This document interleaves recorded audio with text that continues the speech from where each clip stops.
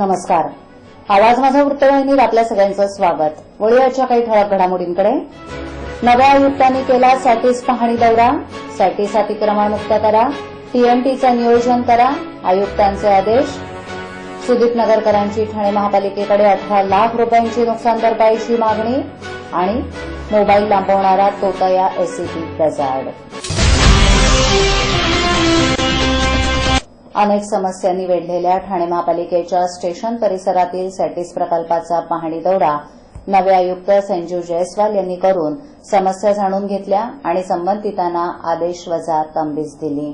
ठाणे महापालिका आयुक्त संजीव जयस्वाल यांनी मंगळवारी ठाणे सॅटिस पुलाच्या पाहणी दरम्यान टीएमटीच्या संचालनाचा आढावा घेऊन प्रवाशांशी संवाद साधला. बस थांब्याच्या नामफलकासह प्रवाशांना प्रतीक्षा करावी लागू नये अशा प्रकारे परिवहनच्या वेळापत्रकाचं नियोजन करण्याची सूचना त्यांनी अधिकाऱ्यांना केली. तसंच अतिक्रमण मुक्त सॅटिस आणि बेकायदा पार्किंग हटवण्यात कसूर केल्यास खैर नसल्याची तंबीही त्यांनी अधिकाऱ्यांना दिली. पालिका अधिकाऱ्यांनी मात्र आयुक्तांच्या दौऱ्यात अधिकाऱ्यांनी प्रसारमाध्यमांना दूर ठेवल्यानं अनेक बाबींचा उहापोह झालाच नाही. ठाणे महानगरपालिकेचे नवे आयुक्त जयस्वाल यांनी शहराचा आढावा याची देही याची डोळा घेण्यास सुरुवात केल्यानं अधिकारी वर्गाचं धाबदड आणलंय. मंगळवारी सॅटिसचा दौरा करताना त्यांच्यासोबत उपायुक्त संदीप माळवी, नगर अभियंता रतन अवसरमोल, अतिक्रमण उपायुक्त केडी निपुर्ते, घनकचरा उपायुक्त संजय हेरवाडे, अग्निशमन मुख्याधिकारी अरविंद मांडके इत्यादी उपस्थित होते. सॅटिस अतिक्रमण मुक्त करण्याबरोबरच स्वच्छता ठेवण्याचे निर्देश आयुक्तांनी दिले. तर टीएमटीच्या बस संचलनाचा आढावा नागरिकांकडूनच घेताना प्रवाशांना बससाठी प्रतीक्षा करावी लागू नये यासाठी टीएमटीच्या वेळापत्रकाचं नियोजन करण्याच्या सूचना करून त्यांनी बस थांब्याचे नामफलक नेटके असण्याचा आग्रह धरला. तर सॅटिसच्या चुकीच्या बांधकामावर बोट ठेवून सॅटिस उभारताना अग्निसुरक्षा धाब्यावर बसवल्याचं त्यांनी अग्निशमन अधिकारी मांडके यांच्या निदर्शनास आणलं. तेव्हा मांडके यांनी सारवासावर करत पालिकेकडे मिनी फायर इंजिन असल्याचं सांगून वेळ मारून नेली. त्यामुळे अधिकारी वर्ग आयुक्तांची दिशाभूल करत असल्याचा आरोप पाहणी दौऱ्यावेळी उपस्थित असलेल्या काही नागरिकांनी केलाय. ठाणे महानगरपालिका हद्दीत घर घेताय का? मग ते अनधिकृत तर नाही ना, याची खातर जमा करा. अनधिकृत घर घेणं हा विकणाऱ्यासोबत विकत घेणारा देखील तितकाच दोषी असतो. तेव्हा घराची डोळस खरेदी करा. आपली कुठे फसवणूक तर होत नाही ना, यासाठी ठाणे महानगरपालिका मुख्यालयातील 4थ्या मजल्यावरील बांधकाम विभागात घराचा सर्वे नंबर, टिक्का नंबर याची खातर जमा करा. घराचं स्वप्न अवश्य करूया साकार, पण अनधिकृत घराचा नका करू कधीही विचार. अधिकृत घर म्हणजे उद्याची देखील निश्चिंती. अनधिकृत घराचे दार म्हणजे डोक्यावर कधीही तोडण्याची टांगती तलवार. जगणं तुमचं होऊ दे सुरेल गाणं, स्वच्छ सुंदर आणि अधिकृत घरांचं हजरं ठाणं. ठाणे महापालिकेतर्फे जनहितार्थ प्रसारित. रस्त्यावरील विजेचा खांब अंगावर पडून जखमी झालेले बेस्टसेलर कादंबरीकार सुदीप नगरकर यांनी या घटनेमुळे औषधोपचारांवर झालेला खर्च, व्यावसायिक नुकसान आणि मनस्तापापोटी ठाणे पालिकेकडे 18 लाख रुपयांची नुकसान भरपाई मागितली आहे. तसंच या बेजबाबदार प्रकाराबद्दल ठाणे महापालिकेनं केवळ आपलीच नव्हे तर समस्त ठाणेकरांची जाहीर माफी मागावी असंही नगरकर यांनी पालिकेच्या वरिष्ठ अधिकाऱ्यांना दिलेल्या निवेदनात म्हटलं आहे. ठाण्याचे रहिवासी असलेले सुदीप नगरकर 18 शनिवारी रोजी काचपाखाडी रस्त्याच्या कडेला मित्रांशी गप्पा मारत उभे होते. त्यावेळी जवळच्या विजेच्या खांबाला शिडी उभी करून एक तरुण बॅनर लावत होता. अचानक हा विजेचा खांब उन्मळून सुदीप यांच्या अंगावर पडला. त्यामुळे त्यांच्या पायाला जबर दुखापत झाली. या उपचारांवर सुमारे 3 लाख रुपये खर्च आला असून पुढील महिन्याभरातील जयपूर, बडोदा, अहमदाबाद येथील पूर्वनियोजित कार्यक्रम रद्द करावे लागल्यानं 5 लाखांचं नुकसान झालं आहे. हे 8 लाख रुपये आणि नाहक झालेल्या मानसिक त्रासापोटी 10 लाख अशी एकूण 18 लाखांची नुकसान भरपाई आपण पालिकेकडे मागितल्याचं नगरकर यांनी सांगितलं. तसं निवेदन पालिका आयुक्त, महापौर आणि संबंधित अधिकाऱ्यांना दिल्याचंही त्यांनी स्पष्ट केलं. पालिकेचे विजेचे खांब कोसळून जर दुर्घटना झाली तर 50 लाख रुपयांपर्यंतचा विमा ठाणे महापालिकेनं काढून ठेवला आहे. त्यातून नगरकर यांना भरपाई मिळू शकते. त्याबाबतच्या कायदेशीर बाबी तपासण्याचं काम सुरू असून विमा कंपनीला पालिकेनं कळवल्याची माहिती पालिकेनं दिली. तब्बल 60 वर्ष जुना असलेला आणि अस्ताव्यस्त आणि अस्वच्छतेच्या विळख्यात अडकलेला ठाणे स्टेशन पश्चिम परिसरातील एसटी डेपो मात्र प्रजासत्ताक दिनाच्या दिवशी चकाचक झाल्याचं चित्र दिसलं. यासाठी प्लॅनेट फेडरचे 40 तरुण कार्यकर्त्यांनी लोकवर्गणीद्वारे ही स्वच्छता मोहीम राबवली. त्यामुळे अनेक समस्यांच्या गर्तेत अडकलेला एसटी डेपो स्वच्छ आणि सुंदर दिसत होता. ठाणे स्टेशन परिसरातील मागील 60 वर्षांपासून ठाणेकरांना सुविधा पुरवणाऱ्या प्रवाशांच्या सोयीच्या एसटी डेपो हा विविध समस्यांच्या गर्तेत अडकला होता. या डेपोतून मीरा भाईंदर, बोरिवली, भिवंडी, पनवेल इत्यादी ठिकाणी येऊन जाऊन एसटी बसेसच्या 4400 फेऱ्यांची वर्दळ असते. मात्र या डेपोच्या भिंतीवर असलेले पोपडे, त्यावरची जाळी, जळमटं, भिंतीवर लावलेले अनधिकृत फलक, पान खाऊन लोकांनी भिंतीवर मारलेल्या रंगतदार पिचकाऱ्या इत्यादी गोष्टींमुळे हे जुने एसटी स्थानक विद्रूप झालेल्या अवस्थेत होतं. याचा कायापालट करण्याचा निर्धार प्लॅनेट ट्रेडर्सच्या ग्रुपनं केला.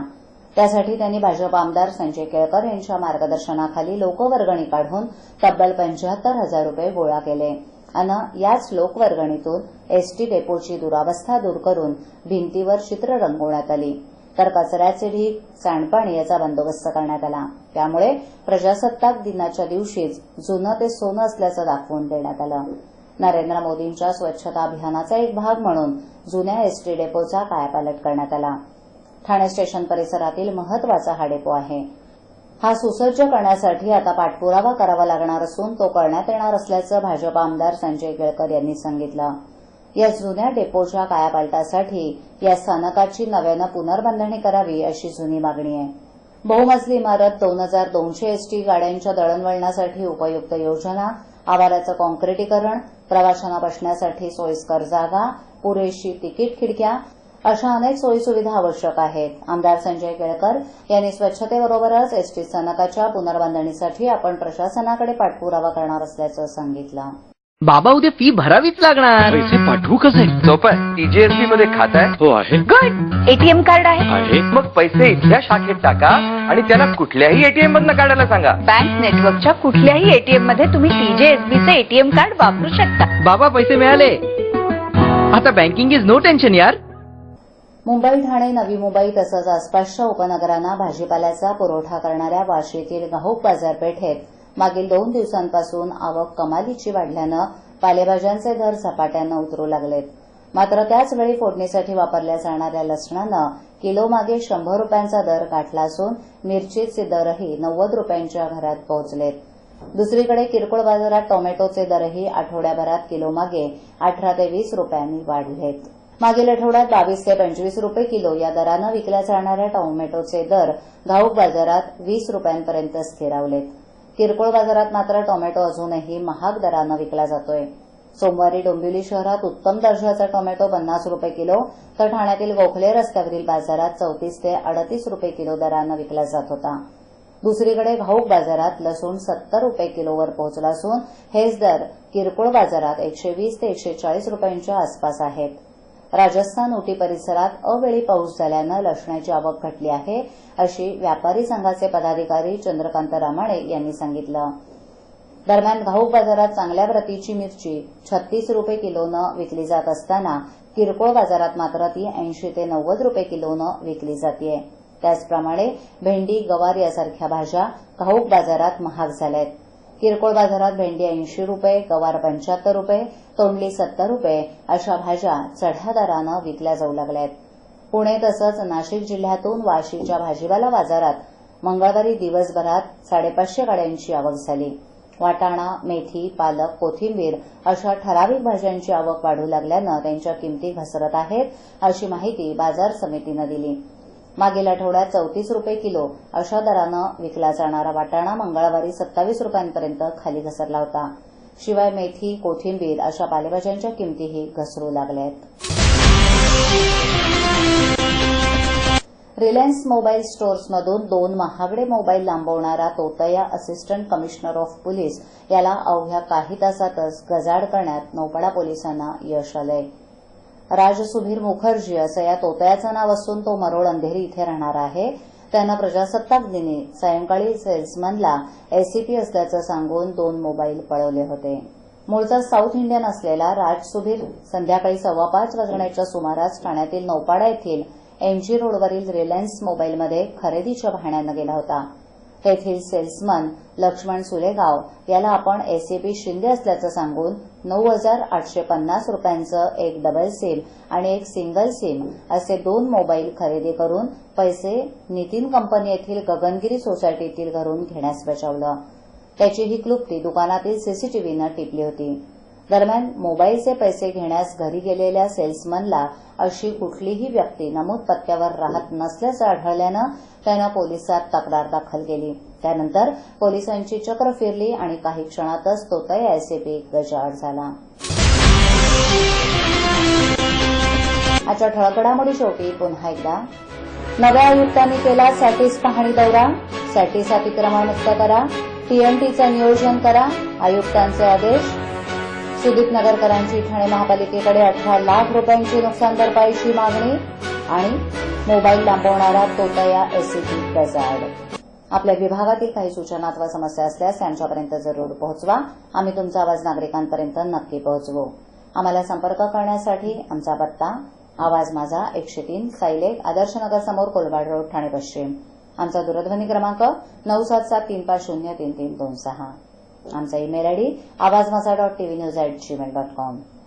आवाज माझावरील एखादी बातमी पाहिजे राहून गेली असल्यास युट्यूबवरही ती तुम्ही पाहू शकता. तर मग उद्या पुन्हा भेटू याच वेळी याच ठिकाणी काही नवीन घडामोडींसह आवाज माझा वृत्तवाहिनीत. तोपर्यंत नमस्कार.